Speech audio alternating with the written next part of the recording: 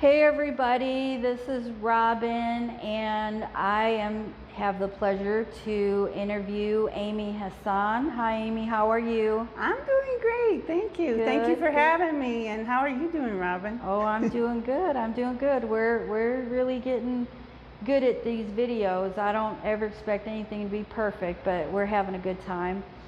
So guys, Amy's going to talk about her art today, and she does a few really different and interesting works, and I'm not even going to try to really, I know one is, how do you say it, Pyrography, which is the wood burning, and pyro means fire, and then graphy means writing. So Absolutely. I'm basically drawing and with fire.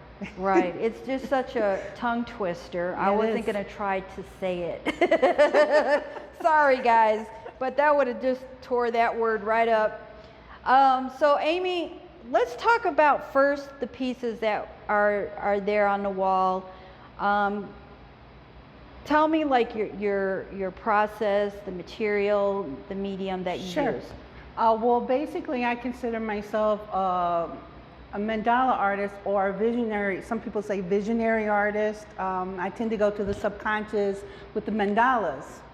So, and I do different mediums. So my first pieces right here, these are wood burn pieces. So I do the pyrography. So this is the Hamza, which means unity.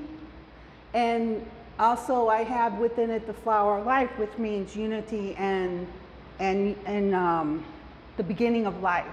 So basically I draw off nature and I use that in my art, but it's kind of an abstract way, not directly. Like I might draw the flowers, but they're more like, there's a process I use. Sometimes I'll use a compass or straight edge, and then I'll just go with a pattern. I do love patterns with my art.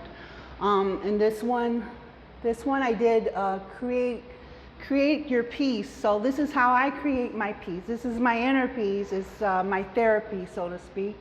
And I use my mandala again and also my patterns here. So it gives a message, and this is how it made me feel after I do it. Sometimes I start with a feeling and I'll just go with it. It's kind of like it is a meditation. So I will just go with that. And I burnt it in, and then I used watercolor to color it. Some people just leave it like brown after you burn it, but I just feel like the color makes it pop. Yeah, that's interesting. I've never thought to use watercolor on a wood burn, but yeah, you can. You can actually use colored pencils, but not the wax kind, but the colored pencils and a color pencil blender also. And then I gloss it over, and I use like this is the basswood, and that's a really good wood to burn on.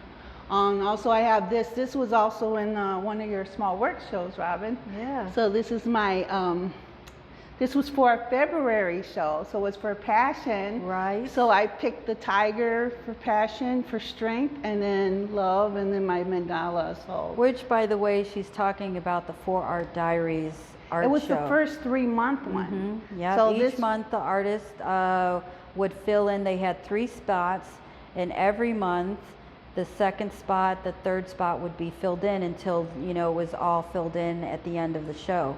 So that was a really cool show. It was, and I got a lot out of it. I would never have thought that, but I did my tiger. I don't put a lot of animals in it, but I've always loved to draw animals and things. So I added that into there, and that's burnt. And it was the first piece I did the resin. I experimented on it, and I used the flame, the flamethrower thing, not the flamethrower, but the flame, just to put it in there. And I put my rock in there before it dried, a jasper rock. So that was my elegant power.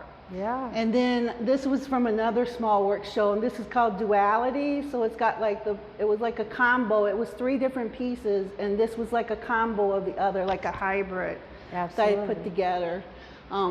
It has pictures of my art, and then this was burnt in, so it was kind of half and half. And this was also from one of my spinach shows. Right. I don't remember which one, but this was the sleeve, so I liked them so much I framed them. So I was in what, 3? I'm in the one that's in Carbondale still at the museum in Carbondale. Absolutely. The spinach show. So those were fun. I learned how to use paint on the LP, which was tricky, but It was a Yes. good learning experience. And for they me. look great. They look great. Thank you. And I applied my art, and this was a sleeve, and it's like you would never guess it was a blank sleeve. And then And I you used framed them very nicely. I love these. I found some frames that were really good quality, and yeah, I think it's really. And I like the color because I use the 3D pink. So I use different media. Yes. I love trying different media. So your shows have been perfect. Right, You know, I've because been that ve- opened the door for you to experiment and play. Yes, and I don't mind what material, and I already like working on wood, but the LP was a new experience, so I really like that. Oh, nice. And last year I started doing Pointillism, which is the dot painting. I enjoy that, and that's just like, all these are a series of dots. So it takes a while, but it's good for stress too. Oh, People yeah, I should bet. try that. Like you're dotting, and I have these little tools. You can get the dotting tools now. They're kind of like, they have a holder, and then they're like metal ball bearings, different Right. sizes. So you're just dipping it into the acrylic paint. So I like to use paint. I like pyrography, and this one came out kind of like I guess a combo of the sun and the stars and the moon together in one piece. So I never know what direction it's going to go in, but So tell me this, what has inspired your art? What inspires you? well, just nature in general, and also I like to listen to like meditation music. It's one thing. I'm a retired teacher. So at the time, it's a lot of stress. It's a very high stress job. So this was my way to get away from everything, and it was a meditation. But when I meditate, I can't just sit. I have to be doing something. So I started doing mandalas about when I turned 50, which was almost 10 years. So I started doing that. It was like a natural evolution, because I've always liked to.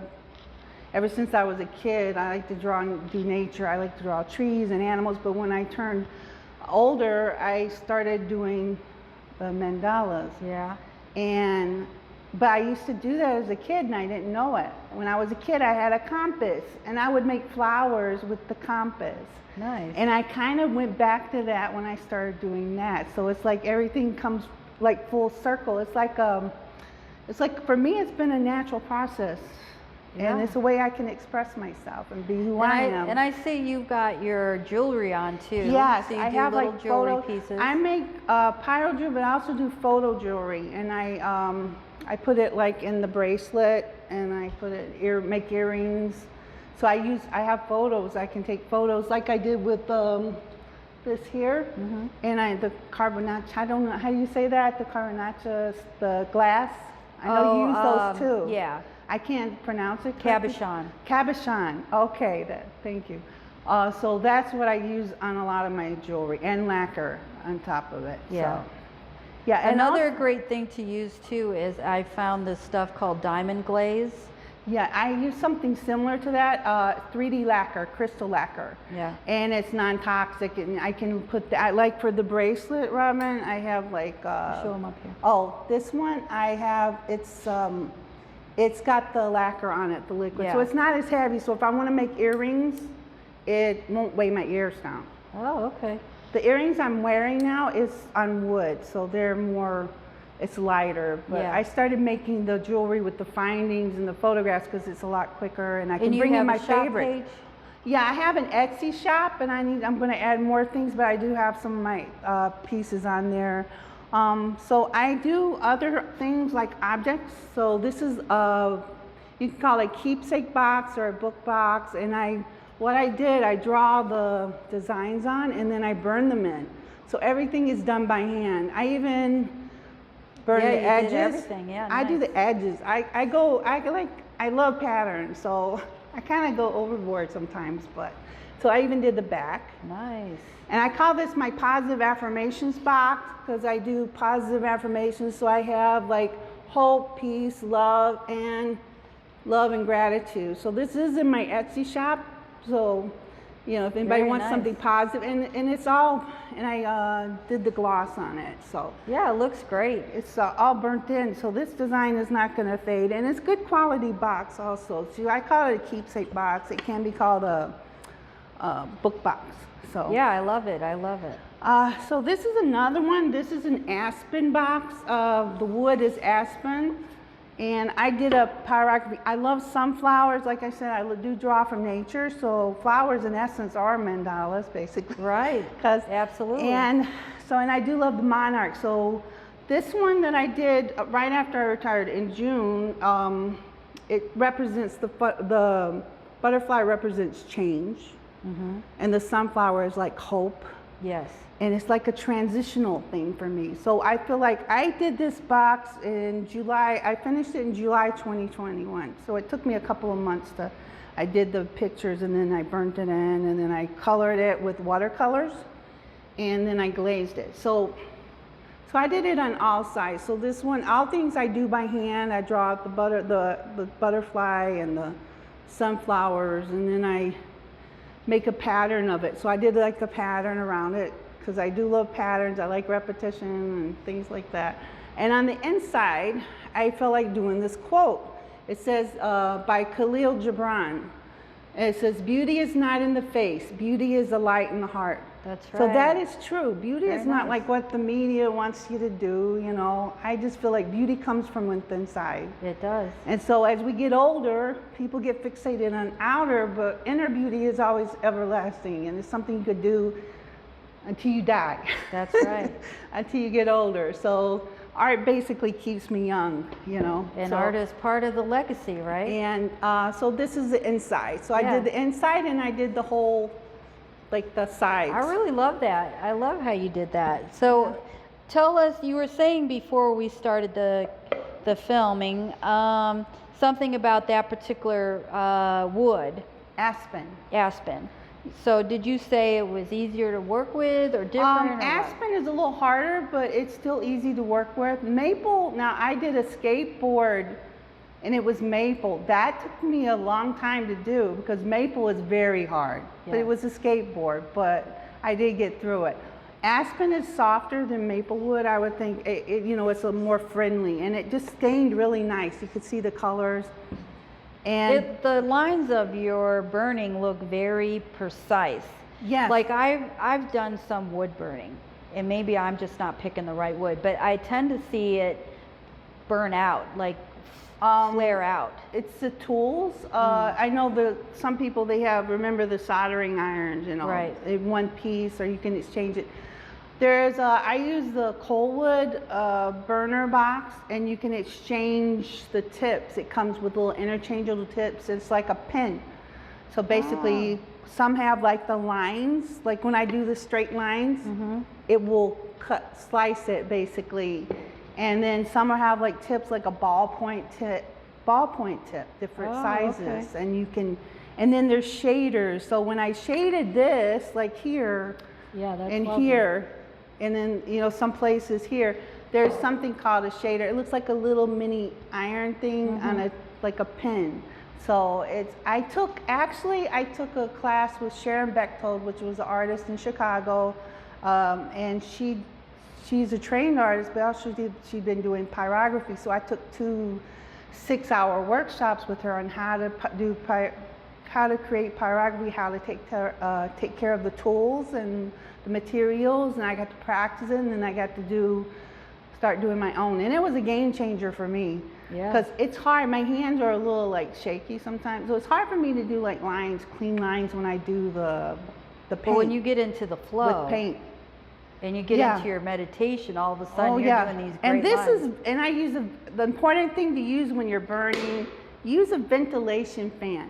You have to use a ventilation fan because the smoke. I've done it, but I've always done it outside. Yeah, I've never so done that inside. If I'm inside, I will use a ventilator. They have a lot of different types now where you can just put it right there and it'll suck the. Yeah, and you use ventilation. Smoke, I have an open space in part of my house where I can do it, or if I do it in a room, it has to be open, and then I have the ventilation fan. So that helps me, keeps me. And if I have to remember not to stay on it so long, because then I'll get a little lightheaded. So yeah, and that is a slower. Basically, the wood burning is a slower process. Because you have to go, if you do it too hard, it's going to skip or it'll dig into the wood. So you Yeah. have to keep it even touch. It lets you know if you're stressed, because if you're stressed, you're going to press down harder and it'll remind you, because it'll Well, cause little bumps. one of these days, Amy, probably next year, we'll get together and have you do a little demo. What do you think of that? I'm sure. More than Sure our guest Yeah, here I taught will my daughter enjoy how that. to do it. Yeah. I took the classes and I showed her how to do it, and she knows how to do it. She's a pro now. So yeah, I would be more than happy, because there's different things you need to know how to do sure. it. So I wouldn't mind sharing that. I would love to. That'd be fun. So, do you do any art fairs, or are you planning to do any art fairs next year? I've done some craft fairs, but not at this moment. Okay. I'm on Etsy. I need to add on to my Etsy shop, and and guys, we'll put the link to our Etsy shop in the description below. So, sure, thank you. And if you have questions for Amy, please leave them in the comments, and I'll make sure that she gets them, and we get back to you guys on anything that you might want to know. Sure, thank you. Yeah, thank you for having me, Rob. Thanks, Amy, for bringing everything down. It's been a pleasure to see you, because we haven't seen each other since the beginning of this pandemic. Yeah, I know. We're still here. Yay. Yeah, we're still alive. This keeps me alive, though. The art, you know, the art is part of my life. It's like breathing for me. Yes, and I can't wait to see your next piece that you said you're working on with the Pointillism. I'm doing a landscape, but I use a twist of my like my sun is not going to be like your typical sun. It's going to be, but it's going to be Pointillism or dotting.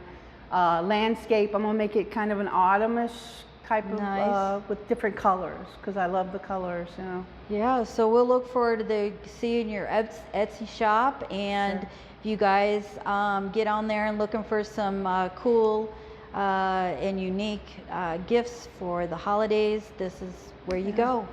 All right, Amy, I appreciate you taking the time out to come all the way here. Oh, it's been a pleasure. Got me out of the house. That's right, and I hope it helped you, because I know from our last conversation you were a little bit down. I just want to lift your spirits and let you know to keep going. Yeah, this has, you know. Good. Yes. All right, well, thanks, guys, for tuning in, and we'll see Amy again. We'll do a demo of her creating next year, so you guys have that to look forward to. Thanks, Amy, and we'll talk to you soon. Okay, thank you, Robin. All right, bye-bye. Bye-bye.